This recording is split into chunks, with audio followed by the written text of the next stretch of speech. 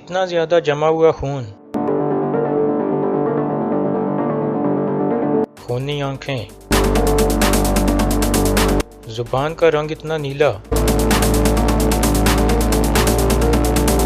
پگھلتی ہوئی کھال، کیا پلا دیا ہے انہوں نے؟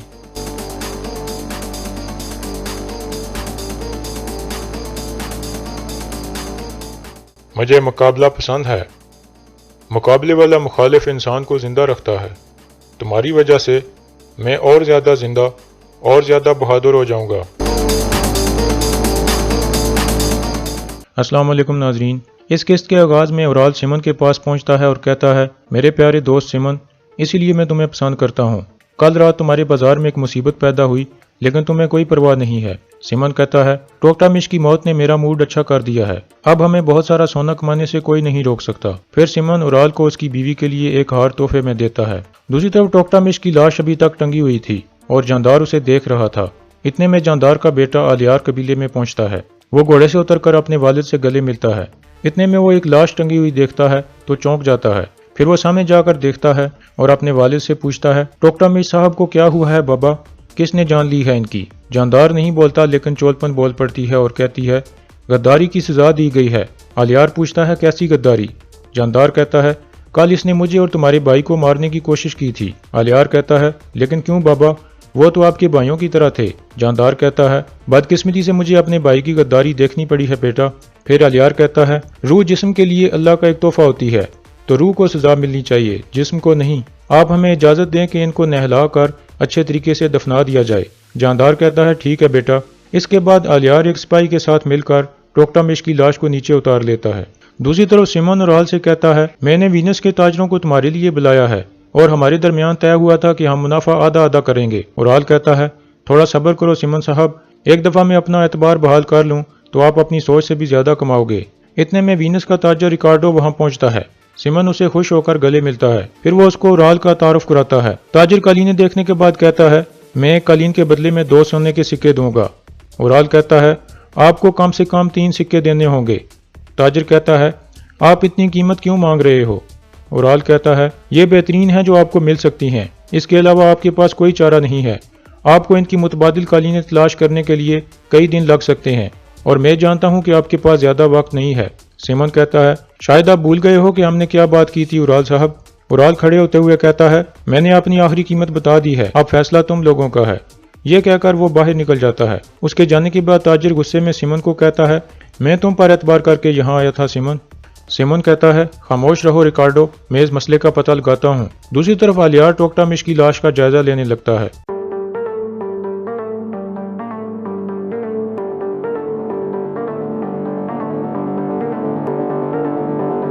اتنا زیادہ جمع ہوا خون،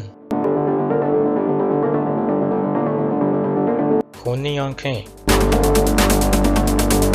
زبان کا رنگ اتنا نیلا، پگھلتی ہوئی کھال، کیا پلا دیا ہے انہوں نے؟ دوسری طرف دمرل بیس بدل کر بازار میں پہنچ گیا تھا اور ارطغرل بھی اپنے ساتھیوں کے ساتھ قالینیں لے کر پہنچ گیا تھا۔ ارطغرل نیچے اتر کر اسلحان کے پاس آتا ہے۔ اسلحان کہتی ہے، آپ قالینیں لائے ہو، وینس والے تاجر اندر آئے ہوئے ہیں، میرے بھائی کے ساتھ ان کا سودا نہیں ہو سکا، آپ اپنی قالینیں بیچ سکتے ہو اگر آپ ایک قالین کی قیمت 3 سکوں سے کم رکھو۔ ارطغرل کہتا ہے، بہت شکریہ اسلحان خاتون۔ اس کے بعد ارطغرل اندر پہنچ جاتا ہے۔ سمن کہتا ہے، خیر ہے ارطغرل صاحب۔ ارطغرل کہتا ہے، میرے پاس 100 قالینیں ہیں جو میرے قبیلے کی عورتوں نے تیار کی ہیں، میں ان کو بیچنا چاہتا ہوں۔ یہ سن کر تاجر خوش ہو جاتا ہے اور کہتا ہے، ان کو خدا نے بھیجا ہے، دیکھو سمن، خدا ہمارے ساتھ ہے۔ دوسری طرف دمرل تریستن کا پیچھا کر رہا تھا لیکن تریستن سمجھ جاتا ہے۔ پھر وہ دوسری دکان پر جا کر سمن کے خاص تاجر کو دمرل کی طرف اشارہ کرتا ہے۔ اس طرح وہ تاجر اٹھ کر دمرل کا پیچھا کرنے لگتا ہے۔ ایک جگہ اس نے کچھ آدمیوں کو بھکاریوں کے روپ میں بٹھایا ہوا تھا۔ وہ ان کو اشارہ کرتا ہے تو وہ سب دمرل کے آگے پیچھے ہو کر اسے روک لیتے ہیں۔ اتنے میں تریستن ایک دکان میں داخل ہو کر دمرل کی آنکھوں سے اوجھل ہو جاتا ہے۔ پھر وہ تاجر آ کر ان آدمیوں کو پیچھے ہٹاتا ہے اور دمرل سے پوچھتا ہے، خیر ہے مسلمان، کیا کوئی مسئلہ ہے آپ کو؟ کوئی مدد تو نہیں چاہیے آپ کو؟ دمرل کہتا ہے، نہیں کوئی مسئلہ نہیں ہے مجھے۔ یہ کہہ کر وہ آگے بڑھ جاتا ہے۔ دوسری طرف ارطغرل تاجر کو اپنی قالینیں دکھانے لگتا ہے۔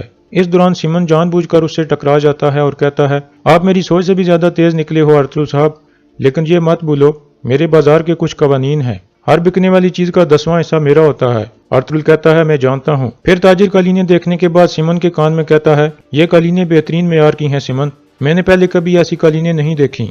मैं वीनस में एक कालीन को कम से कम 30 सिक्कों के बदले में बेच सकता हूँ। फिर सिमन अर्तुल से पूछता है, आप इन कालीनों के बदले में कितने सिक्के लोगे? अर्तुल कहता है, एक कालीन के बदले में 3 सोने के सिक्के और 100 कालीनों के 300। ताजिर कहता है, इनकी कीमत 300 सिक्के क्यों होनी चाहिए तुर्क? अर्तुल कहता है, क्योंकि ये मेरे कबीले की औरतों ने अपने हाथों से तैयार की हैं और ये बेचने के लिए नहीं बनाई गई थी, बल्कि बेटियों की शादी के तोहफे के लिए तैयार की गई थी। ताजिर कहता है, मैंने अपनी जिंदगी में पहली दफा इतनी बेहतरीन कालीनें देखी हैं, लेकिन इस कीमत में मुझे बहुत कम मुनाफा होगा। इसके अलावा मैंने ये कॉन्स्टेंटिनोपल लेकर जानी है और आप जानते हो चोर डाकू भी हर तरफ हैं। अर्तुल कहता है, मेरे सिपाही आपको सही सलामत कॉन्स्टेंटिनोपल में पहुंचा देंगे। अगर आपके माल को कोई भी नुकसान हुआ तो मैं जिम्मेदार हूँगा। ताजिर कहता है, ठीक है तुर्क, हमारा मायदा हो गया। फिर वो अपने आदमी को सोना लाने का इशारा करता है। उसका आदमी 100 सिक्कों की 3 पोटलियां मेज पर रख देता है। अर्तुल तीनों पोटलियां खोलकर सिक्के मेज पर डाल देता है। इतने में सिमन अपने हाथ पर थूक कर आगे करता है। अर्तुल कहता है, मैं बाजार के कानून का पाबंद हूँ, 10वां हिस्सा आपका। अर्तुल उससे हाथ नहीं मिलाता और कुछ सिक्के उठाकर उसके हाथ पर रख देता है। सिमन सिक्के लेकर एक तरफ चला जाता है और मारिया से पूछता है, अर्तुल को कैसे पता चला कि वीनस वाले यहाँ हैं? मारिया कहती है, असलहान ने बताया है इसे, मैंने उनकी बातें सुन ली थी। दूसरी तरफ अर्तुल तुर्गुत को कहता है, तुम अपने सिपाहियों को साथ लेकर ये कालीनें कॉन्स्टेंटिनोपल पहुंचाओगे तुर्गुत। सिमन भी ये सब कुछ सुन लेता है और फौरन बाहर निकल जाता है और सीधा उराल के पास पहुंचता है। उराल उसे देखकर हंसते हुए कहता है, क्या हुआ? क्या उन काफरों की अकल ठिकाने आ गई है? सिमन कहता है, जब तुम यहाँ बैठकर अपने आप को बहुत बड़ा शहंशाह समझ रहे हो, उधर घोड़ों वालों ने रोटी को तलाश करते करते बहुत कुछ सीख लिया है। उराल हैरान होकर पूछता है, ये क्या कह रहे हो सिमन साहब? सिमन कहता है, वीनस वालों ने कालीनें खरीद ली हैं। ये सुनकर उराल को शदीद झटका लगता है और वो खड़ा हो जाता है और पूछता है, किससे? सिमन कहता है, अर्तुल से। अर्तुल ने 300 सिक्कों के बदले में कालीनें बेची हैं। मुझे तो उतना ही मुनाफा मिल गया है जितना तुमसे मिलना था। उराल पूछता है, अर्तुल को वीनस वालों का कैसे पता चला? सिमन कहता है, तुम्हारी बहन असलान ने बताया था इसे। ये सुनकर उराल मजीद परेशान हो जाता है। फिर सिमन कहता है, अर्तुल ने यह भी कहा है कि वो तुर्गत अल्प की हिफाजत में कालीनें कॉन्स्टेंटिनोपल पहुंचाएगा। अगर माल को नुकसान पहुंचा तो अर्तुल इसका जिम्मेदार होगा। दूसरी तरफ अर्तुल हाजातुरियन को कुछ सिक्के देकर कहता है, आपको जो औजार चाहिए वो बाजार से खरीद लो। इतने में एक तरफ से उराल आ जाता है और अर्तुल को कहता है, मैंने सुना है आपने सारी कालीनें बेच दी हैं अर्तुल साहब। बहादुरी के साथ साथ ताजरी की महारत भी दिखाई है आपने। अर्तुल कहता है, मैंने भी सुना है जो आपने कहा है, कालीनें अच्छी कीमत में बिक गई हैं। फिर उराल कहता है, मुझे मुकाबला पसंद है। मुकाबले वाला मुखालिफ इंसान को जिंदा रखता है। तुम्हारी वजह से मैं और ज़्यादा जिंदा और ज़्यादा बहादुर हो जाऊंगा। इसके बाद अर्तुल बात को मजीद आगे नहीं बढ़ाता और कहता है, मैं चलता हूँ।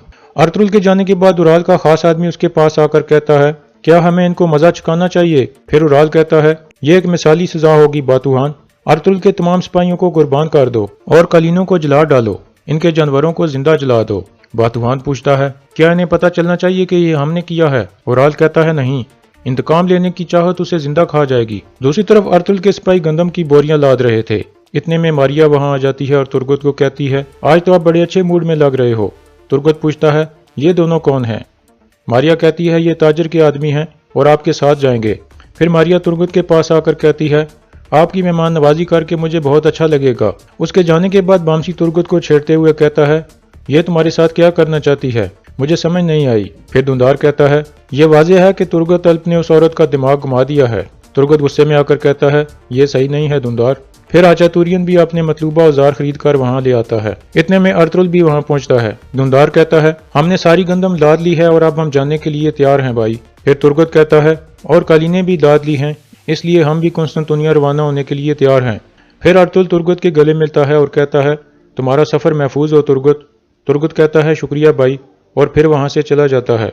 दूसरी तरफ उराल वापस अपने कबीले में पहुँच जाता है और टोकटामिश की लाश को गायब देखकर और ज्यादा गुस्से में आ जाता है। फिर वो खेमे के सामने जाकर सिपाही से पूछता है, टोकटामिश की लाश कहाँ है? सिपाही कहता है, आलियार साहब ने उतार दी थी। उराल कहता है, लाश को दोबारा टांग दो। सिपाही कहता है, अब बहुत देर हो चुकी है, आलियार साहब ने लाश को दफना दिया है। ये सुनकर उराल घोड़े से उतरकर शदीद गुस्से में अंदर चला जाता है और पहले असलहान से पूछता है, ये तुमने क्या किया असलहान?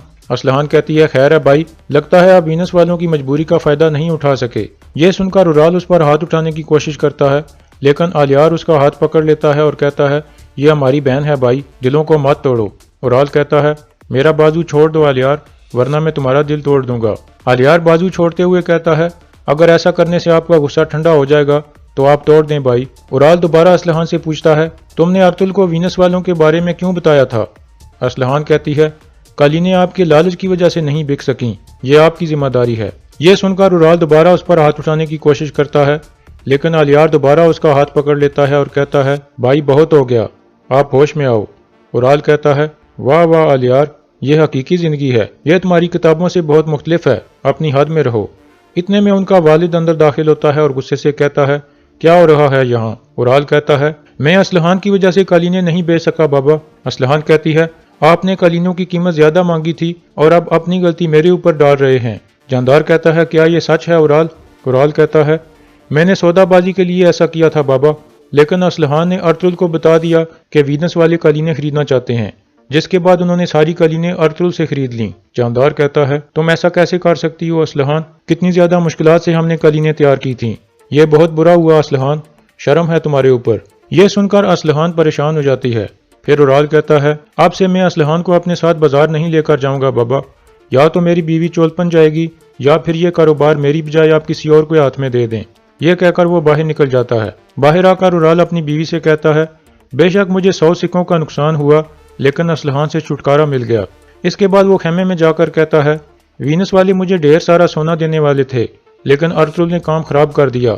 अब उसकी कालीनें जल जाएंगी और वो मकरूज हो जाएगा। मैंने उस चरवाहे को कहा था कि वापस चले जाओ, लेकिन उसने नहीं सुना। दूसरी तरफ अर्तुल ढेर सारी गंदम की बोरियां लेकर अपने कबीले में पहुंच जाता है। लोग बहुत ज्यादा खुश हो जाते हैं और पुरजोशी से उनका इस्तकबाल करते हैं। फिर सिपाही गंदम की बोरियां उतारने लगते हैं। गुंदुज भी भागकर अर्तुल के पास आता है। अर्तुल उसे उठाकर अपने घोड़े पर बिठा लेता है। फिर आयमा खातून भी अर्तुल को खुश आमदीद कहती हैं और फिर कहती हैं, अब से हमारा कबीला सुकून में आ जाएगा। फिर अर्तुल सबसे मुखातिब होकर कहता है, अल्लाह का शुक्र है कि हमारा कबीला हमेशा से ज्यादा खुशहाल हो गया है। हमारे पास हर किसी के लिए काफी गंदम आ गई है। अल्लाह हमारे ऊपर ये खुशहाली कायम रखे। कबीले के लोग अर्तुल जिंदाबाद के नारे लगाने लगते हैं। दूसरी तरफ तुर्गत और उसके चंद सिपाही कालीनें लेकर रात को एक जगह रुक जाते हैं। एक सिपाही आकर कहता है, हम आराम करने के लिए तैयार हैं तुर्गत साहब।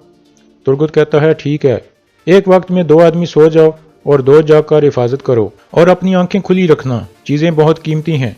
दूसरी तरफ अर्तुल एक नक्शा देखकर अपने साथियों को बताता है कि हम जिस जगह पर हैं ये बहुत खतरनाक इलाका है, लेकिन जो भी इस सरहद वाली लाइन पर कंट्रोल हासिल कर लेगा, इन जमीनों का मुस्तकबिल उसी के हाथ में होगा।